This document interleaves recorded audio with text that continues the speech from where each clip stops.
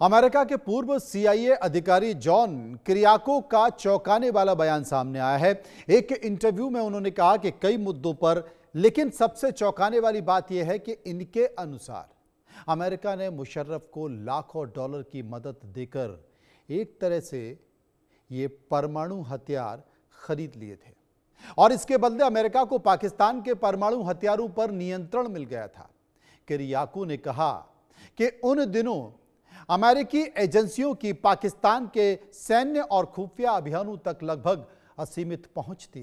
किरियाको ने बताया कि मुशर्रफ ने अमेरिका के सामने आतंकवाद के खिलाफ सहयोग का केवल दिखावा किया, लेकिन असल में भारत के खिलाफ आतंकवादी गतिविधियां जारी रखी। बता दें कि जॉन किरियाको यूएस के पूर्व सीआईए अधिकारी हैं। सीआईए में 15 सालों तक एनालिस्ट रहे हैं और 2002 में पाकिस्तान में तैनात थे। इनके अनुसार तभी इनको अनौपचारिक तौर पर बताया गया था कि पाकिस्तान के परमाणु हथियारों पर अमेरिका का नियंत्रण है। सवाल यह है कि हाल ही में मुनीर की ट्रंप से नज़दीकी बढ़ी है। मुनीर ने ट्रंप को बलूचिस्तान के दुर्लभ खनिज भी दिखाए थे। अब मीडिया के गलियारों में इस बात की चर्चा है कि क्या मुनीर ने मुशर्रफ की राह पकड़ ली है? क्या उन्होंने अमेरिका से पाकिस्तान के परमाणु हथियारों की डील की है? जिस तरह पाकिस्तान के नेताओं पर भ्रष्टाचार के आरोप लग रहे हैं और जिस तरह पाकिस्तान तंग हाली के दौर से गुजर रहा है, तो क्या पाकिस्तान अमेरिका के परमाणु हथियारों की डील भी कर सकता है? रिपोर्ट देखिए। सीआईए के पूर्व अफसर का खुलासा, मुशर्रफ ने यूएस को एटम बम बेचा। ट्रंप से मुनीर की नजदीकी, क्या डील हुई एटम बम की? मुनीर मुशर्रफ का चेला, ट्रंप को एटम बम बेचा। अमेरिकी खुफिया एजेंसी सीआईए के पूर्व अधिकारी जॉन किरियाको ने शुक्रवार को बड़ा दावा कर दिया। उनके दावे से दुनिया भर में हड़कंप मचा हुआ है। दुनिया भर के लोग जॉन किरियाको के दावों पर चर्चा कर रहे हैं। सवाल खड़ा हो गया है कि क्या पाकिस्तान ने अमेरिका को अपने परमाणु हथियार सौंप दिए थे, क्योंकि अमेरिकी खुफिया एजेंसी सीआईए के पूर्व अधिकारी ने यहां तक कह दिया कि हमने मुशर्रफ को खरीद लिया था। पाकिस्तान के पूर्व राष्ट्रपति परवेज मुशर्रफ ने अपने देश के परमाणु हथियारों का नियंत्रण अमेरिका को सौंप दिया था। यानी मुशर्रफ के शासनकाल में अमेरिका को पाकिस्तान की सुरक्षा और सैन्य गतिविधियों तक लगभग पूरी पहुंच हो गई थी। इन्होंने कहा कि हमने पाकिस्तान को लाखों डॉलर की सैन्य और आर्थिक सहायता दी, बदले में मुशर्रफ ने हमें सब कुछ करने दिया। जॉन किरियाको ने कहा कि जब वो 2002 में पाकिस्तान में तैनात थे तो उन्हें अनौपचारिक रूप से बताया गया कि पेंटागन पाकिस्तानी परमाणु हथियारों को नियंत्रित करता है। When I was stationed in Pakistan in 2002, I was told unofficially that the Pentagon controlled the Pakistani nuclear arsenal. That Musharraf had turned control over to the United States because he was afraid of exactly what you just described. But the Pakistanis in the intervening years, and remember, I was there 23 years ago. Over the last 23 years, the Pakistanis have come to say that is absolutely not true. The United States has nothing to do with the Pakistani nuclear arsenal. That Pakistani generals are the ones that control it. So I don't know, if that's true, then I would be very worried about who is in charge politically in Pakistan. किरियाको ने यह बयान news agency ANI को interview में दिया है। किरियाको के अनुसार अगर पाकिस्तानियों के हाथ में नियंत्रण होता तो यह राजनीतिक स्थिरता के लिए चिंता का विषय होता। उन्होंने यह भी कहा कि मुशर्रफ ने दोहरे खेल खेले।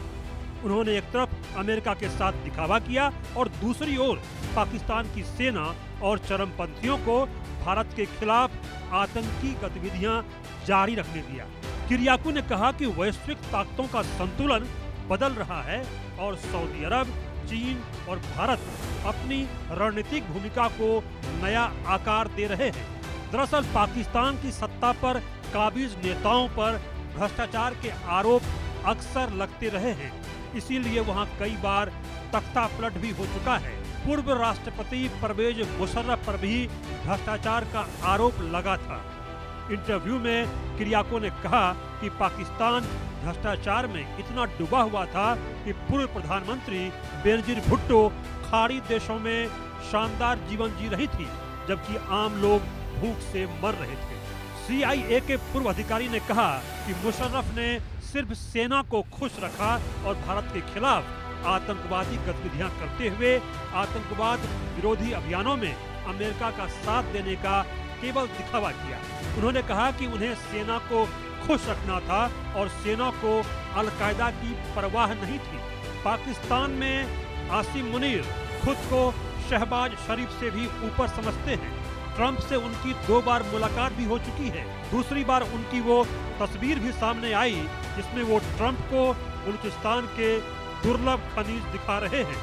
अब इस बात को लेकर चर्चा है कि क्या मुनीर ने भी अमेरिका के साथ अपने परमाणु हथियारों की डील की है? क्या पाकिस्तान के परमाणु हथियारों का कंट्रोल फिर से अमेरिका के पास है? जिस तरह से ट्रंप से मुनीर की नजदीकी पिछले दिनों सामने आई, इससे यह चर्चा तो पहले उतनी नहीं हुई, लेकिन पूर्व CIA अधिकारी किरियाको के मुशर्रफ को लेकर बयान के बाद यह चर्चा तेज हो गई है। पाकिस्तान के नेताओं पर अब भी भ्रष्टाचार के आरोप लगते हैं। पाकिस्तान की तंगहाली किसी से छिपी नहीं है। ऐसे में आर्थिक सहायता के बदले क्या पाकिस्तान परमाणु हथियार बेचने या इसे किसी अन्य को कंट्रोल देने की डील भी कर सकता है? यह बड़ा सवाल है, लेकिन जवाब तो इसका मुनीर या शहबाज शरीफ के पास ही होगा। Bureau report, India news. इसी मसले पर हमने सर्वे किया है, लोगों के बीच गए हैं, कई सारे सवाल पूछे हैं, उसके जवाब भी लोगों ने दिए हैं। मैं उस सर्वे के सवाल आपको बाद में दिखाऊंगा, लोगों की राय बाद में दिखाऊंगा, लेकिन हमारे एक्सपर्ट मौजूद हैं। सुधाकर जी डिफेंस एक्सपर्ट मेरे साथ मौजूद हैं, संजीव श्रीवास्तव विदेशी मामलों के जानकार मेरे साथ मौजूद हैं। एक बार रिएक्शन ले लेते हैं कि आखिर इस खुलासे पर, जो कि खुलासा किया गया है जॉन ने, इस खुलासे पर सुधाकर जी आप क्या कहेंगे?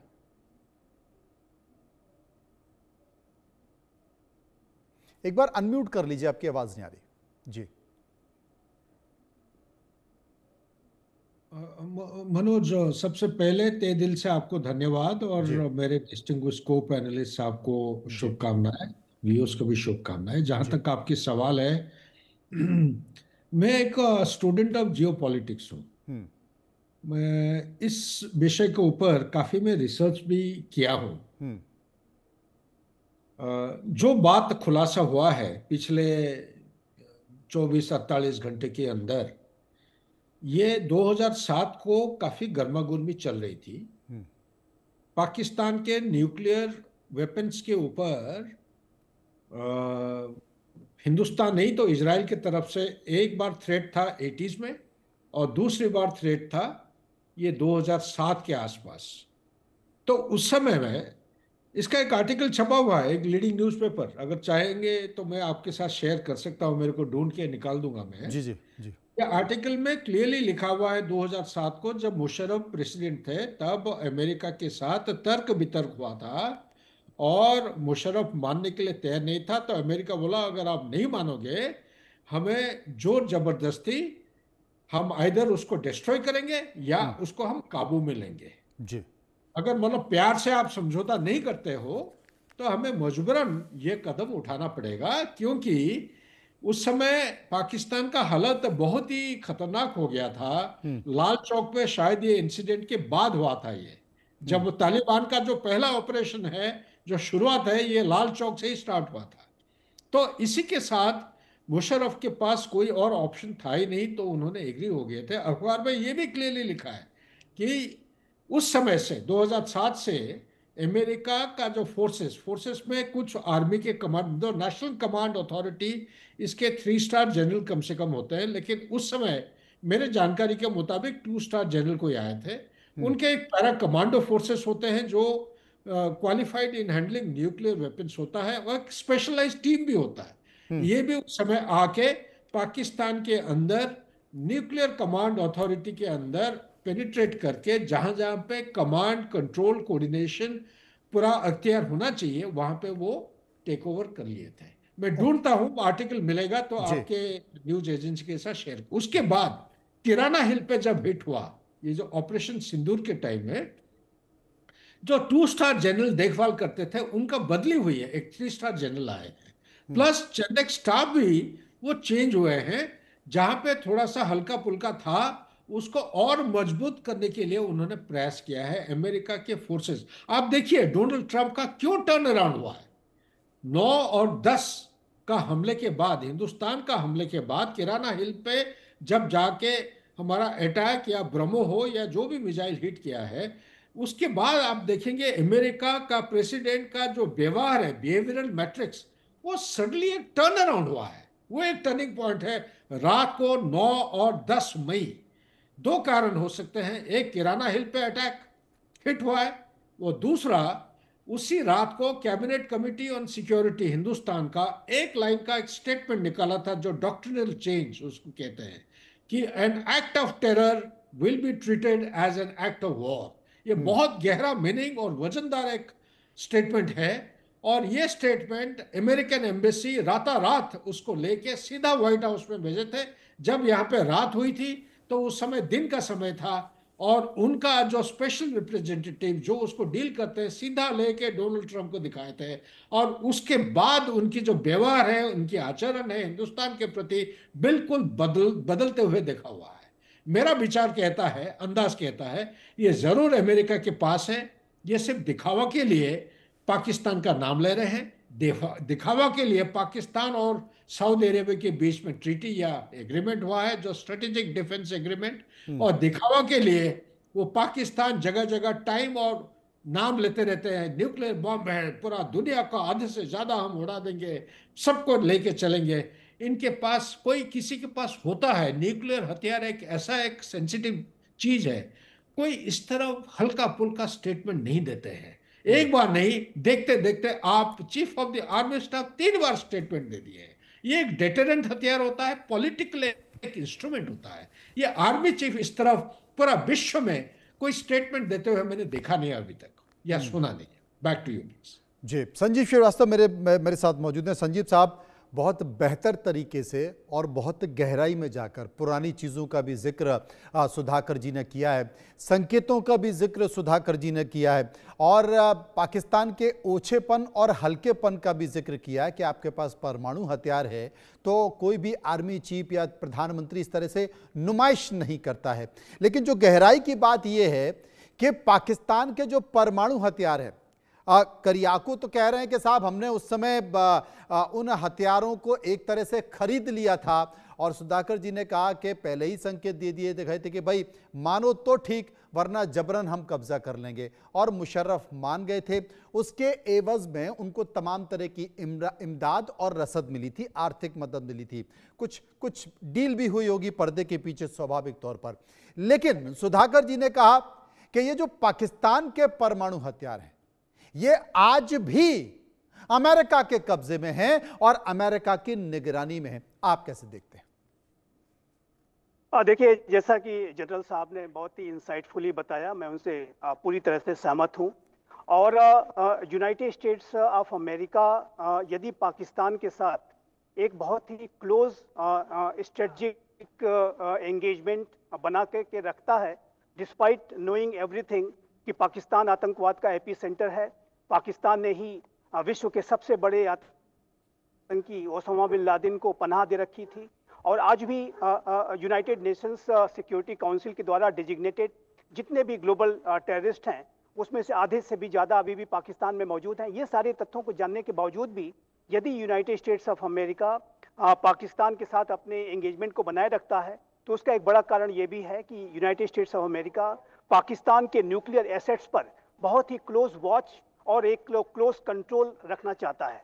और ये बात बिल्कुल सच है। और जॉन किरियाकू जो कि यूनाइटेड स्टेट्स ऑफ अमेरिका के पाकिस्तान में काउंटर टेररिज्म ऑपरेशंस के चीफ रहे, 2002 में जाहिर है कि उन्होंने बहुत ही क्लोजली 9/11 के हमले के बाद पाकिस्तान के विषयों को डील किया है। वो CIA के टॉप ऑफिशियल्स रहे हैं, उन्हें गहरी इंसाइट्स हैं। और किरियाको ने जो बयान दिया है मैं उससे सहमत हूँ कि यूनाइटेड स्टेट्स ऑफ अमेरिका की एक बहुत ही क्लोज वॉच ही नहीं बल्कि एक बहुत ही क्लोज कंट्रोल भी United states of America Pakistan के परमाणु हथियारों के संदर्भ में रखता है। और ये एक अच्छी खबर है। मैं ये कहूँगा कि जिस तरीके से पाकिस्तान आतंकवाद का एपी सेंटर है, ऐसे में जो पाकिस्तान के न्यूक्लियर वेपन्स हैं उनके जो आतंकियों के हाथ में पड़ने का जो खतरा है वो निसंदेह बना रहता है। और इस न्यूक्लियर टेररिज्म के खतरे के संदर्भ में यूनाइटेड स्टेट्स ऑफ अमेरिका के प्रेसिडेंट ओबामा के समय में एक चार न्यूक्लियर सिक्योरिटी समिट्स हुई थी और उन 4 न्यूक्लियर सिक्योरिटी समिट्स में जो न्यूक्लियर टेररिज्म का जो खतरा है उसके बारे में विशेष रूप से विचार विमर्श किया गया था। और ये इसमें कोई दो राय नहीं है कि नाभिकीय आतंकवाद का जो खतरा है वो पूरे विश्व के लिए एक बड़ा खतरा है और पूरा विश्व इससे संकट में पड़ सकता है। और मेरा ऐसा मानना है कि ये जो पूरी स्थिति है परमाणु हथियारों के आतंकवादियों के पड़ने के संदर्भ में जो आशंकाएं हैं वो बहुत ही जेन्युइन हैं। और इसी आशंकाओं को ध्यान में रखते हुए और ऐसी सभी आशंकाओं को निर्मूल साबित करने के लिए United states of America Pakistan के न्यूक्लियर वेपन्स पर एक बहुत ही क्लोज वॉच रखता है। यूनाइटेड स्टेट्स ऑफ अमेरिका की ऐसी भी रिपोर्ट्स रही हैं मनोज जी कि उनके पास एक स्नैच एंड ग्रैब स्ट्रेटजी भी है। यदि यूनाइटेड स्टेट्स ऑफ अमेरिका के एस्टेब्लिशमेंट को ये लगता है कि ये जो नाभिकीय हथियार हैं ये पाकिस्तान के जो अंदर आतंकियों के हाथों में पड़ सकते हैं, तो ऐसी रिपोर्ट्स हैं कि ऑब्वियसली ये क्लासिफाइड रिपोर्ट्स हैं, इनके बारे में कुछ संकेत एक अवश्य एक प्रकाशन में बहुत पहले ही दिए गए थे कि यूनाइटेड स्टेट्स ऑफ अमेरिका ऐसी रणनीति बना करके वो रखा हुआ है कि वो पाकिस्तान के न्यूक्लियर वेपन्स को सिक्योर लोकेशंस पर ले जाएगा और उनको आतंकियों के हाथ में पड़ने नहीं देगा, जिसे कि स्नैच एंड ग्रैब स्ट्रेटजी के तौर पर जाना जाता है। तो ये मेरा ऐसा मानना है कि ये यूनाइटेड स्टेट्स ऑफ अमेरिका के द्वारा ये जो कदम उठाए जाते हैं ये न्यूक्लियर टेररिज्म के खतरे को डील करने के लिए भी और नाभिकीय प्रसार को रोकने के लिए जो एफर्ट्स हैं उस दिशा में बहुत सहायक हैं। और ये भारत के लिए भी अच्छी खबर है मनोज जी। नाभिकीय हथियार महाविनाश के हथियार होते हैं और ये जो महाविनाश के हथियार यदि किसी आतंकी के हाथ में पड़ गए तो ये पूरे मानवता के लिए भयानक विभीषिका और हर तरीके की जो एक विनाशकारी सर्वनाशी स्थिति भी पैदा कर सकते हैं। और भारत तो सबसे क्लोज पाकिस्तान का पड़ोसी है और विश्व के सभी राष्ट्र इससे प्रभावित हो सकते हैं। तो न्यूक्लियर टेररिज्म के खतरे को डील करने के लिए यूनाइटेड स्टेट्स ऑफ अमेरिका की ये जो क्लोज वॉच और ही नहीं बल्कि एक क्लोज कंट्रोल भी मैं कहूँगा जो रहता है, ये एक अच्छी खबर है, गुड न्यूज़ है। और मेरा ऐसा मानना है कि पाकिस्तान के न्यूक्लियर वेपन्स के ऊपर इसी तरीके का एक कंट्रोल अंतर्राष्ट्रीय समुदाय को बना करके रखना होगा। और इस संदर्भ में अमेरिका जाहिर है कि एक लीडरशिप रोल पे रहता है। IAEA की भी वॉच रहती है, हमारी भी एजेंसीज की वॉच बहुत क्लोज रहती है और पाकिस्तान के जो न्यूक्लियर वेपन्स, पाकिस्तान की जो अस्थिर स्थितियां हैं उसको ध्यान में रखते हुए बहुत ही तमाम तरह की परिस्थितियां उस हिसाब से बनती हैं। बिल्कुल आपने सही कहा। इस बीच हमने जो सर्वे तैयार किया, कुछ सवाल थे जो लोगों से पूछे, लोगों ने इस पर अपनी राय दी है, एक बार वो उस पर चर्चा कर लेते हैं, उसके बाद में फिर अपने मेहमानों के पास दोबारा से आऊंगा। पहला सवाल जो हमने लोगों से पूछा आपके टीवी स्क्रीन पर कि क्या पाकिस्तान के परमाणु हथियार एशियाई क्षेत्र के लिए चिंता का विषय है? 72% लोगों ने हाँ कहा है, 27% लोग इस पर ना कह रहे थे, 1% लोग कुछ भी कहना नहीं चाह रहे थे। सर्वे का एक और सवाल, क्या ऑपरेशन सिंदूर के बाद पाकिस्तान आर्मी की आतंकी संगठनों के साथ नजदीकियां बढ़ रही हैं? 71% लोग हाँ कह रहे थे, 26% लोग ना कह रहे थे, 3% लोग इस पर कुछ भी कहना नहीं चाहते थे। सर्वे का एक और सवाल, क्या वाकई पाकिस्तान के परमाणु हथियार के कीवर्ड्स अमेरिका के पास है? 59% लोगों ने हाँ कहा है और 19% लोगों ने ना कहा है। 22% लोग कंफ्यूज थे। एक और सवाल जो हमने लोगों से पूछा कि क्या भविष्य में अमेरिका पाकिस्तान के परमाणु हथियारों का इस्तेमाल एशिया में कर सकता है? 53% लोग, 53% लोगों ने हाँ कहा, 42% लोगों ने ना कहा, 5% कुछ भी कहना नहीं चाहते थे। सर्वे का एक और सवाल, पाकिस्तान के परमाणु हथियार मामले में भारत को क्या करना चाहिए? 49% लोगों ने कहा वैश्विक मंच पर पाकिस्तान को बेनकाब करना चाहिए। 21% लोगों ने कहा यूएन से हस्तक्षेप की मांग करना चाहिए। 20% लोगों ने कहा भारत पहले से भांप चुका है उसके इरादों को, और 10% लोग इस पर कुछ भी कहना नहीं चाहते। मेरे साथ मेहमान जुड़े हुए हैं, डिफेंस एक्सपर्ट सुधाकर जी मेरे साथ मौजूद हैं। सुधाकर जी, स्वाभाविक तौर पर यह देखा जाए कि भाई अमेरिका की निगरानी में पाकिस्तान के परमाणु हथियार हैं, लेकिन यहां पर अमेरिका की नीयत पर भी सवाल उठता है, क्योंकि किरियाकू ये कहते हैं कि अमेरिका सिर्फ लोकतंत्र का दिखावा करता है, वो पूरे विश्व में शांति का दिखावा करता है, क्योंकि वो पूरे विश्व में, पूरे वर्ल्ड में हथियारों का सबसे बड़ा डीलर है और वो खुद खेलता रहता है।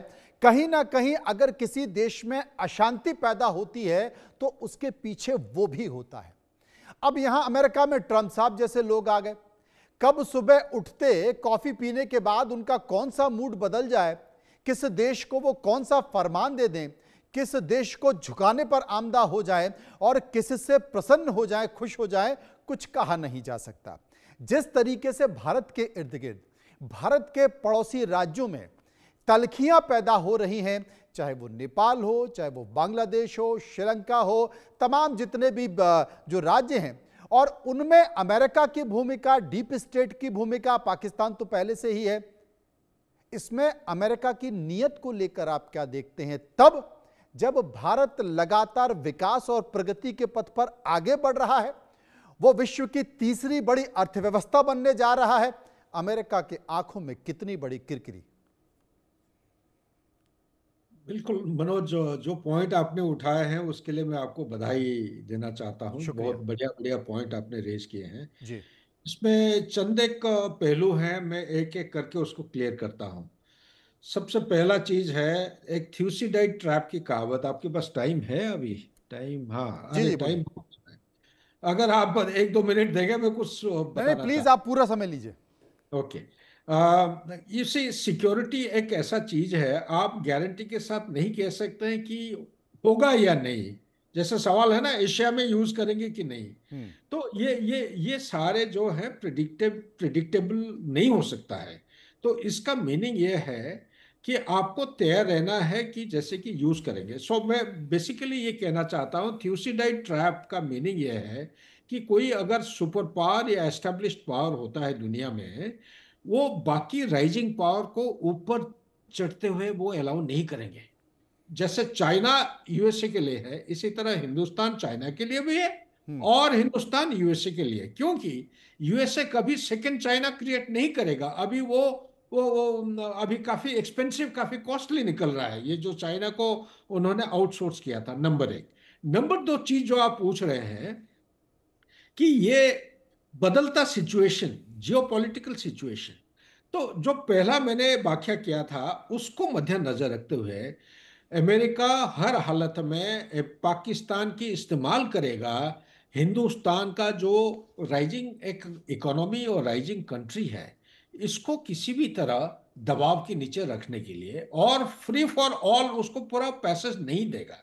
चाहे इकोनॉमी की बात करिए या आप मिलिट्री माइट की बात करिए, डिप्लोमेसी की बात करिए, कहीं ना कहीं वो अड़ंगना वो खड़े करते रहेंगे, जो कि हो रहा है, हम देख रहे हैं। आप वो जनरल इलेक्ट्रिक का वो इंजन 414 की बात करिए या और कुछ बात करते हैं, तो हर एक चीज में कुछ ना कुछ लगा हुआ है। अभी आज जैसे सुनने मिला चगोस आइलैंड दे दिए हैं, डियोगो ग्रेसिया में किसी को आने के लिए नहीं छोड़ते थे, और ये मॉरिशस के पास जाने के बाद हिंदुस्तान को एक बेस दे दिया है हमारा इंटेलिजेंस। इसी तरह छुटपुट करते रहेंगे चेक्स एंड बैलेंसेस में। और तीसरी पॉइंट यहीं पे मैं कहना चाहता हूं, पाकिस्तान की जो इतिहास है उसका जो क्रिएट हम स्टार्ट करते हैं लियाकत अली खान जिन्ना और टू नेशन थ्योरी और लैंग्वेज पे खत्म हो जाता है हमारा, धर्म के आधार पर वो किए गए थे। ये सारे बकवास है, ये नैरेटिव है। असलियत ये था कि जब हिंदुस्तान का पार्टीशन होने जा रहा था तब, और ब्रिटेन का जो बैटन चेंज हो रहा था यूएस को दे रहे थे, उस समय इंडियन नेशनल कांग्रेस क्लैरिटी के साथ बार बार यह बता दिया था कि हिंदुस्तान इंडिपेंडेंस लेगा, हम नॉन अलाइंड कॉन्सेप्ट और डॉक्ट्रिन के आधार पर हम अपना फॉरेन पॉलिसी उसको बरकरार रखेंगे, नॉन अलाइनमेंट के आधार पर। इसका मतलब हिंदुस्तान के अंदर कहीं पे भी कोई स्ट्रेटेजिक बेस का कोई गुंजाइश ही नहीं था। और जब कोई एक सुपर पावर बनता है, जब बैटन यूएसए के पास जा रहा था, सुपर पावर को जगह जगह पूरा विश्व के अंदर मिलिट्री बेस, स्ट्रेटेजिक बेस बनाना निहायत ही आवश्यक है। पाकिस्तान का क्रिएशन, उसका जियो स्ट्रेटेजिक इंपॉर्टेंस इतना है ज्योग्राफी की वजह से, it is at cross road with South Asia, जी central Asian republic, middle east. और उस समय की बात कर रहा हूं, जी यूएसएसआर की स्फीयर ऑफ इन्फ्लुएंस एक्सपैंड होते होते पर्शियन ऑयल फील्ड की तरफ आ चुका था, पहुंच गया था, हिंदुस्तान बॉर्डर के साथ तो काफी करीब आ गए थे। जी और दूसरा उनका मुद्दा था यूएसएसआर का क्या, कि जो अरेबियन सी के साथ वो secure access of warm water port, उनका ये इरादा था। इसके बारे में कोई चर्चा नहीं करते हैं, सब बात करते हैं वहीं पे वो लैंग्वेज और रिलीजन के ऊपर खत्म करते हैं पाकिस्तान के। पाकिस्तान वही जिना 10 साल पहले, जब तक ये पार्टीशन नहीं हुआ था, यही जिन्ना उसके इसके खिलाफ खड़े होते थे। ढाका में जब ये चर्चा चली तब यही खड़े होकर बताते थे नहीं, two nation theory is not acceptable. यही जिना, क्या ऐसा नैरेटिव चेंज हो गया जो वो मानने के लिए तैयार हो गए? इन्हीं के बोलने पर रेफरेंडम हुआ था। सो बेसिकली निचोड़ ये है, पाकिस्तान की क्रिएशन जो है, हिंदुस्तान को चेक्स एंड बैलेंसेस में रखना है, नंबर एक। नंबर दो, राइजिंग पावर, क्रॉस रोड होने के नाते चाइना को कंट्रोल में रखना है, और यहां से रशिया को भी निगरानी के नीचे। अभी रशिया जो है वो डिसइंटीग्रेट हो गया 1991 के बाद, फिर भी सेंट्रल एशियन रिपब्लिक ये एक रशिया का अंडरबेली माना नहीं जाता, एक्चुअली हकीकत है। इनका एफिनिटी और लॉयल्टी आज के दिन में भी मुस्लिम डोमिनेटेड पॉपुलेशन होने के बावजूद ये रशिया के साथ तो ज्यादा जुड़े हुए हैं, ना कि पाकिस्तान या चाइना के साथ। तीसरा ये चीज है, ये मिडिल ईस्ट, क्योंकि पाकिस्तान एक ऐसा जगह है एनर्जी सफिशिएंट और एनर्जी डेफिशिएंट को डिवाइड करता है। पूरा विश्व का जो एनर्जी डेफिशिएंट इलाका है, ये पाकिस्तान की दक्षिण और पूर्व की तरफ बंटे हुए हैं और उत्तर की तरफ, और जो एनर्जी सफिशिएंट है इसकी पश्चिम की तरफ सब फैले हुए हैं। तो इसके बीच में अमेरिका किसी भी तरह, मैं आपके चैनल के थ्रू ये किताब दिखाता हूं, आप जब टाइम होगा आपने ये बताइएगा, ये है किताब नो एग्जिट फ्रॉम पाकिस्तान। अगर आपका मेरे ये कैमरा के साथ दिख रहा है, ये देखिए, no exit from Pakistan, Daniel S Markey, एक रिसर्च डॉक्यूमेंट है। इसके पीछे उनके आईएसआई वाले पढ़े थे, बड़े मुश्किल से ये किताब छापे हैं उन्होंने क्लियरली लिखा है, चाहे कोई भी रिश्ता खराब हो जाए पाकिस्तान और अमेरिका के बीच में, अमेरिका पाकिस्तान को किसी भी हालत में छोड़ नहीं सकता है। उसका कारण 10-20, लेकिन 3 मेन कारण है। इसके पास एटॉमिक बॉम्ब है, दूसरा मिसाइल वाले जो है, मिसाइल इतने बड़े बड़े शानदार मिसाइल हैं, हाँ। शायद विश्व में बहुत कम देश होंगे, और एक इस्लामिक नेशन है। और तीसरा चीज उन्होंने बताया कि ये एक देश है, ये largest arm forces, 6th largest arm force in the world, और ग्लोबल फायर पावर इंडेक्स के मुताबिक पहले 9th पोजीशन में होता था, पिछले आई थिंक 1 साल के अंदर उसका डाउन हो गया 12, और 12 से अभी नीचे फिसलते जा रहा है। बहुत सारे कारण हैं, लेकिन ये एक बहुत सारे कारण हैं। ये तमाम सारी चीजें जो नजर रखने लायक है। मेरे साथ संजीव जी मौजूद हैं। संजीव जी, बेहतर तरीके से समझाया, लेकिन चीन को कंट्रोल रखना है, पाकिस्तान पर नजर रखना है, लेकिन जिस हिसाब से अमेरिका की नज़दीकियां पाकिस्तान से बढ़ रही हैं और तस्तरी में तमाम रेयर अर्थ और सुविधाएं पाकिस्तान अमेरिका के सामने रख रहा है, और भारत को लेकर बार बार अमेरिका तलखी दे रहा है, अमेरिका पर क्या करें, कैसे नजर रखें? देखिए, हमें अपने जो लक्ष्य है विकसित भारत को बनाने का, हमारी जो कम्प्रहेंसिव नेशनल पावर है उसको लगातार विकसित करने का, उसे मजबूत बनाने का, उसके ऊपर ही हमें फोकस्ड रहना होगा।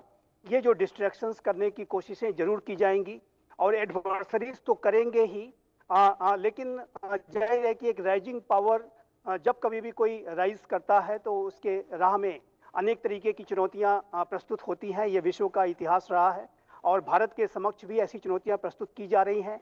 और डीप स्टेट जो एलिमेंट्स हैं, जो अमेरिका में भी हैं और विश्व में जहां कहीं भी हैं, वो भी भारत के उत्थान और विकास को नहीं देखना चाहते। George Soros and company, Rothschild and company इत्यादि इत्यादि, ये जो सारे जो बड़े नकारात्मक शक्तियां हैं वो भी भारत के उत्थान को रोकना चाहती हैं। वो यूनाइटेड स्टेट्स ऑफ अमेरिका में मौजूद हैं, उनका वहाँ पर पॉलिटिकल इन्फ्लुएंस भी है।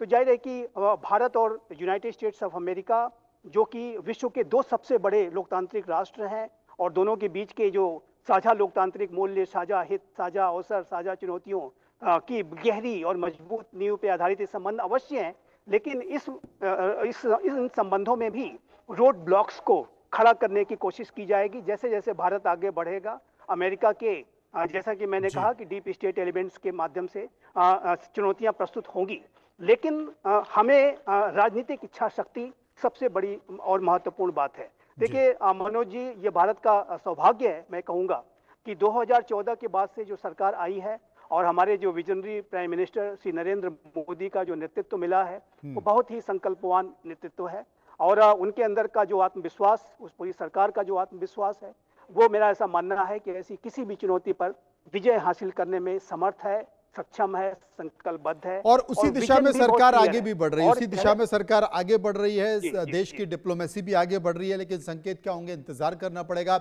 शुक्रिया हम संजीव जी का करेंगे, शुक्रिया सुधाकर जी का करेंगे जो मेरे साथ इस मुद्दे पर विस्तार से चर्चा कर रहे थे। आगे बढ़ते हैं और बात